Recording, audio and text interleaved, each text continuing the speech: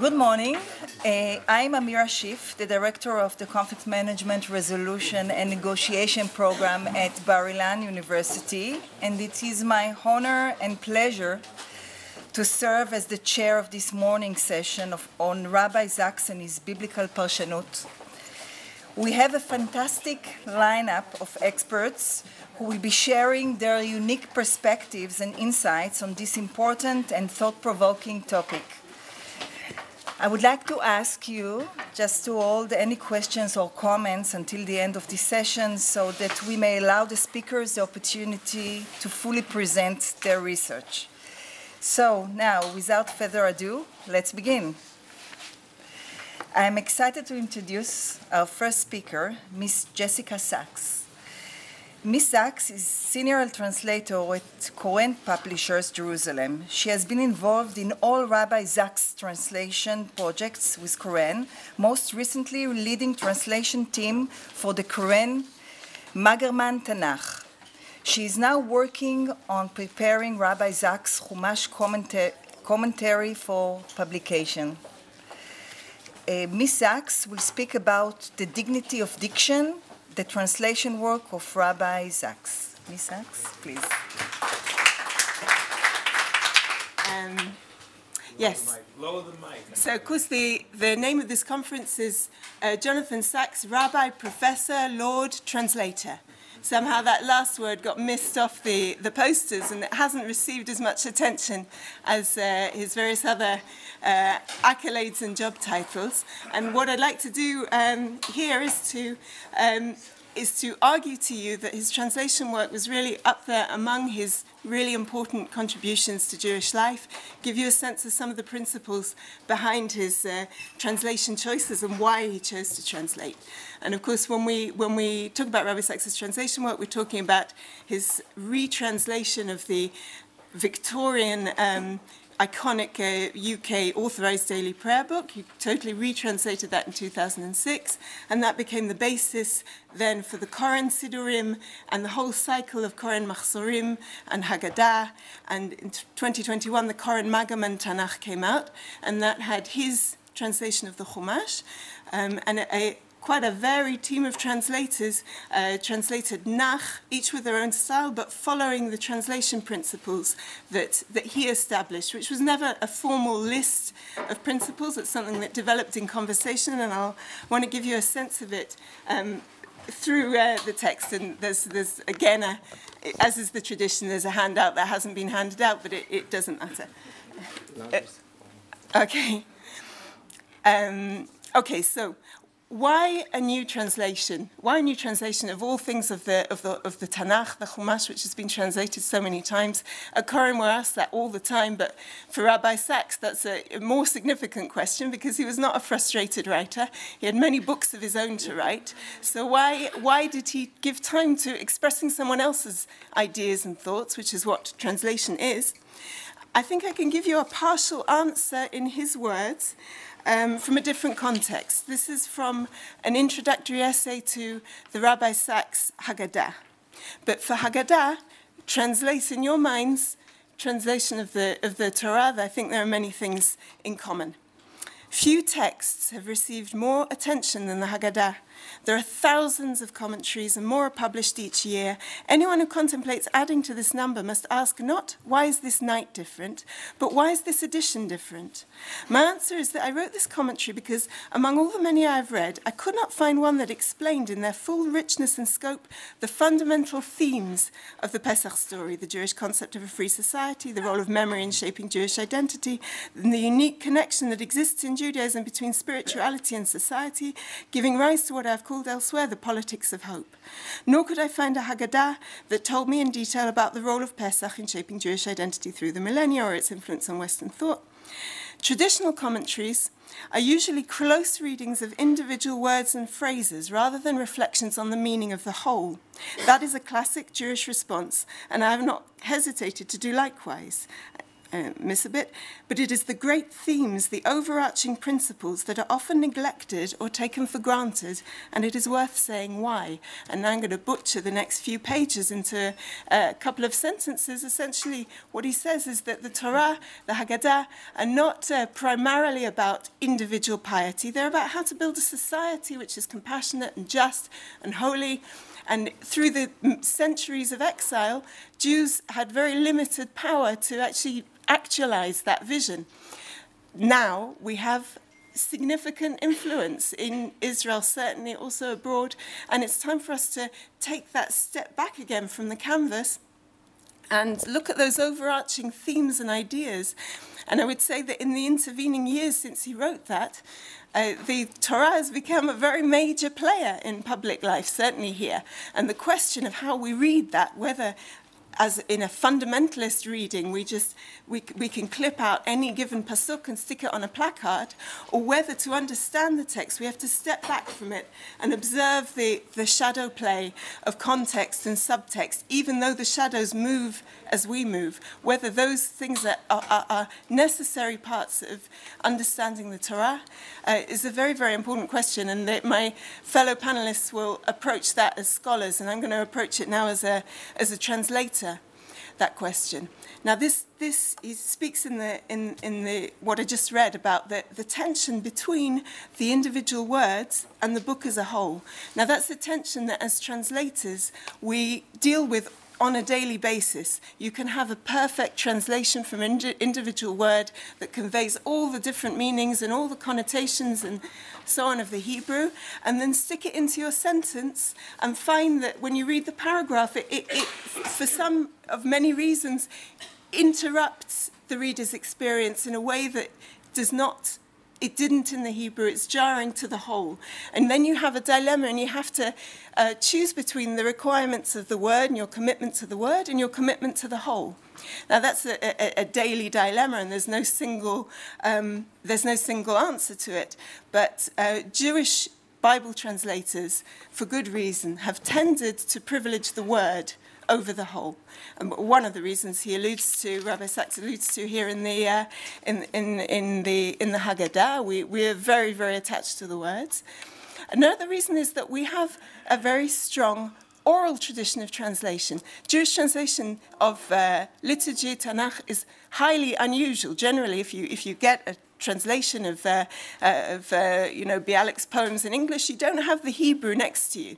The translation has replaced the original text for you because the original text isn't useful to you. You don't have the skill for it. In our Jewish experience, definitely in the Orthodox world, also beyond it, the Hebrew never goes away. You even somebody who's sitting in shul who doesn't barely understands a word of the Hebrew, they're hearing the Torah reading, they're praying in the words of the Hebrew. The Hebrew is always there. And so every child in a Jewish school, and you all know this from experience, from one side of the desk or the other, is an apprentice translator. With the rhythm of the study is read a bit, translate, and that is wonderful. I hope that continues forever. But it has costs which we don't usually acknowledge.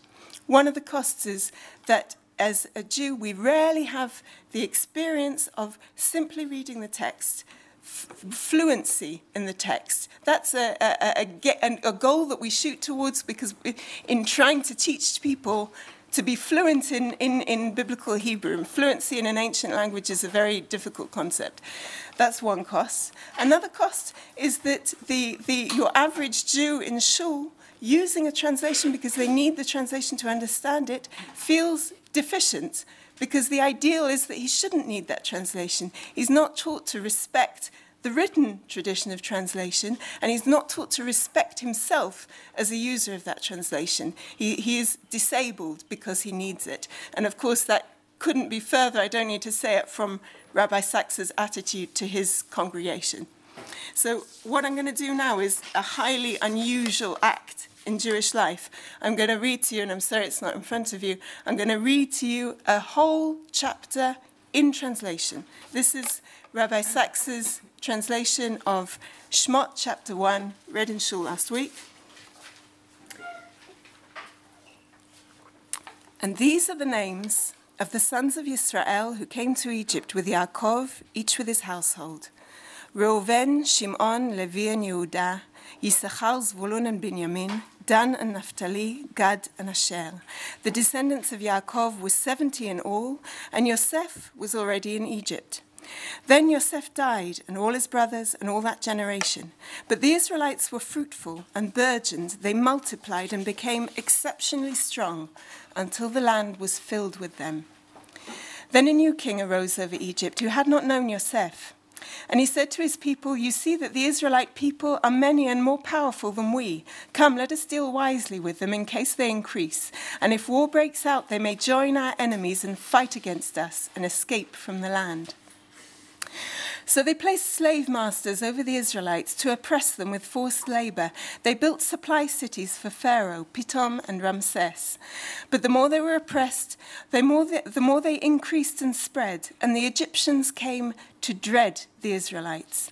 The Egyptians imposed back-breaking labor on the Israelites, embittering their lives with harsh work in mortar and brick and all field labors. All the work they forced upon them was intended to break them. Then the king of Egypt said to the midwives of the Hebrews, one named Shifra, the other Pu'ah, "When you help a Hebrew woman give birth, look on the birth stool. If it is a boy, kill him, and if it is a girl, let her live." But the midwives feared God and did not do as the king of Egypt ordered them. They let the babies live. Then the king of Egypt summoned the midwives and demanded, "Why have you done this? Why have you let the children live?" But Hebrew women, the midwives replied, are not like Egyptians. They're full of vigor and have already given birth by the time the midwife arrives. God was good to the midwives, and the people multiplied and grew very strong. And because the midwives feared God, he granted them households. Then Pharaoh commanded his entire people, saying, "Throw every boy that is born into the Nile, and let the girls live." Now, I've deliberately chosen a chapter there that starts off, as we generally think of it, rather slowly. It starts with a name list, one of these sections of the Tanakh, which is list-like, shall we say. And I did that for a reason, which is I want to remind you of something that you're aware of in the Hebrew text, but we rarely talk of or think of, and translators almost universally ignore, and that is that the Hebrew text is a musical text. It's a text for performance. That's how we experience it.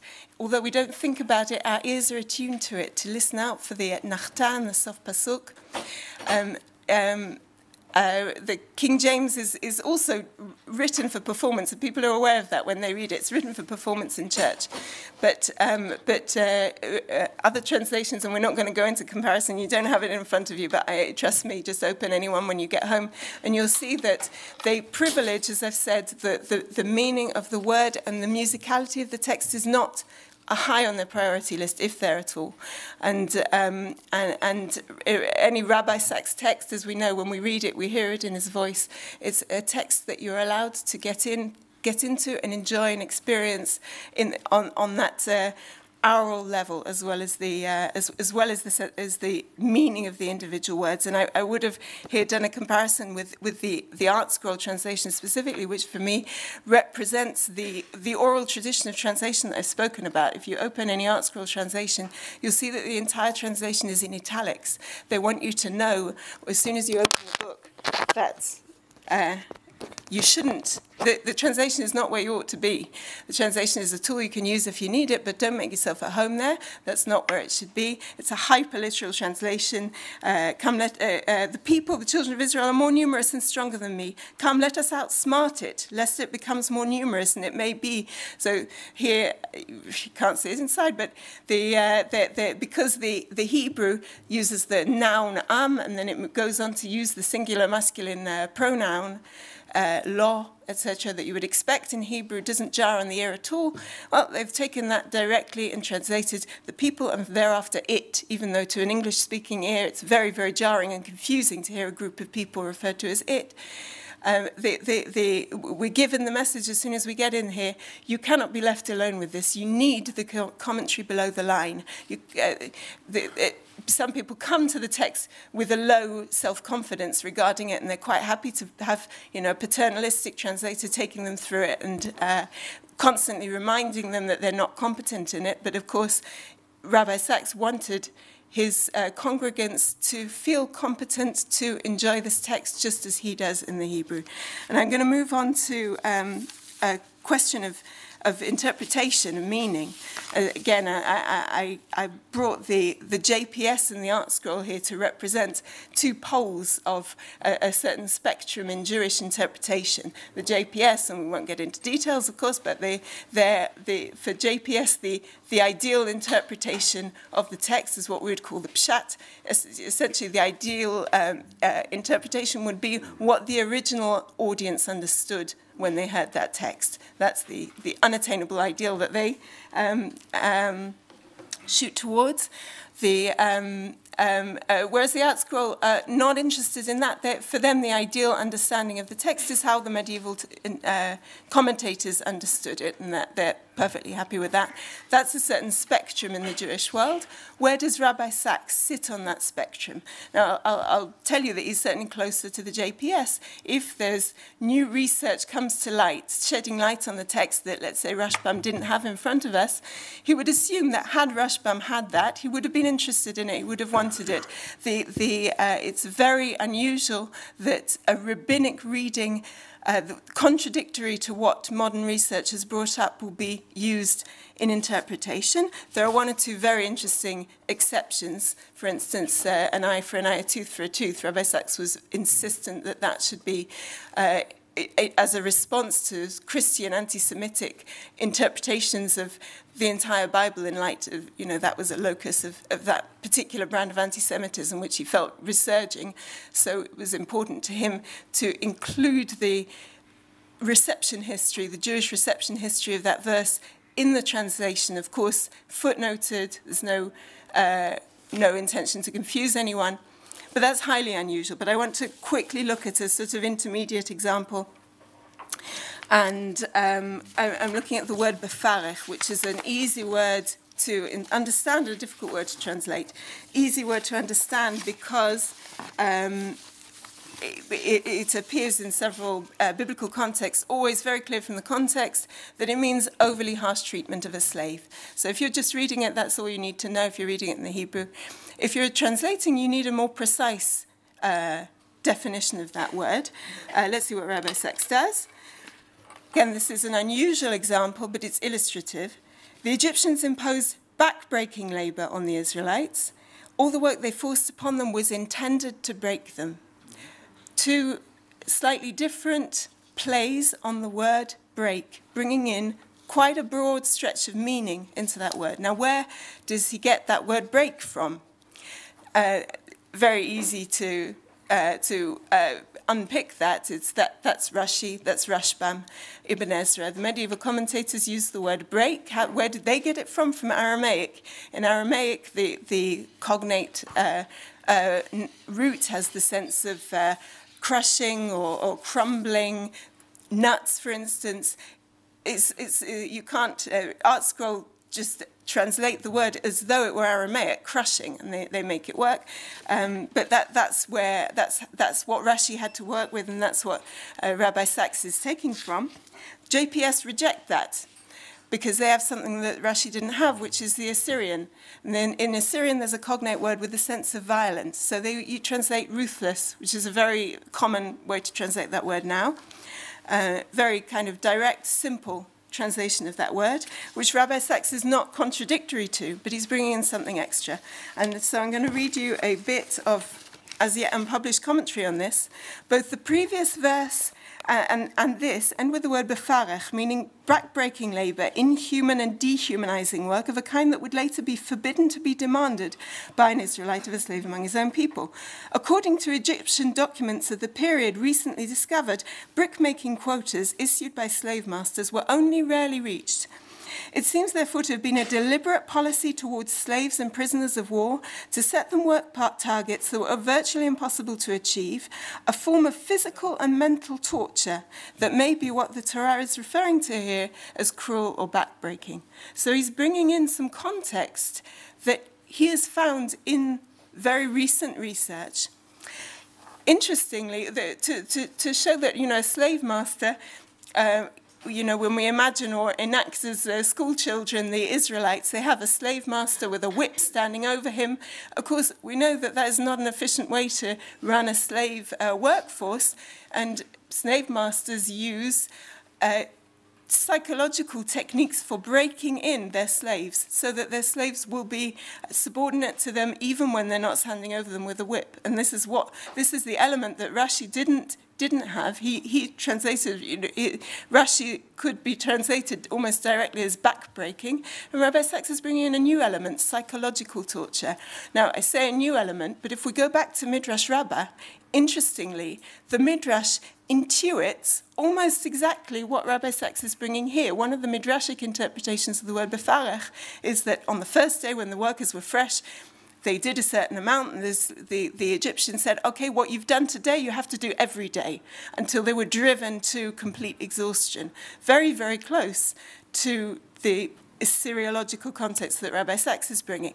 Another interpretation that they bring there is giving men the work of women and women the work of men. So, in a word, a psychological technique for breaking down their sense of identity, their values, making the work against their own social norms, breaking them in. So what we see here is Rabbi Sachs, if the JPS is the most absolutely straight down the middle pshat interpretation, Rabbi Sachs is coming at it at a slight slant, bringing in influences from two directions, from the newest research he can find, and that rabbinic, midrashic sensitivity. He receives in the Hebrew a resonant text, full of echoes, full of context, full of questions, pause for thought, and he, although he can't replicate that in English, can't replicate all that precise constellation of meaning, he wants to give you in the English, whoever you are, whatever your Hebrew skills, he wants to give you a resonant text that you can also inhabit and engage with intellectually and emotionally.